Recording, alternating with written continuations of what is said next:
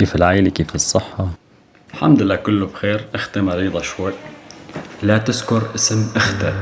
كان أمجد يلعب الشدة مع ضيوفه حين دخل ابنه الصغير ليخبره أن أخته فاتن تعاني من ألم شديد في بطنها. غضب الأب غضبا شديدا وأمسك بابنه وذهب به إلى خارج غرفة الضيوف وهو يصرخ في وجهه، ثم أخذ يضربه ضربا مبرحا وهو يقول له: كيف تذكر اسم أختك أمام الرجال الغرباء؟ عليت صراخات الطفل فخرجت أمه لاستطلاع الأمر، فراح أمجد يوبخها على إهمالها في تربية ابنها وعدم تعليمه أن لا يذكر اسم أخته أمام الرجال. حاولت الزوجة أن تلفت نظره إلى الآلام المبرحة التي تشعر بها ابنته، ولكن غضبه الشديد منعه من الاستماع إليها، بل وراح يضربها وهو يردد لها: لقد فضحت أمي. ثم عاد إلى ضيوفه وأكمل معهم لعب الشدة حتى الصباح. لم تستطع فاتن النوم من شدة الألم، وكانت أمها لا تجرؤ على نقلها إلى الطبيب دون موافقة زوجها.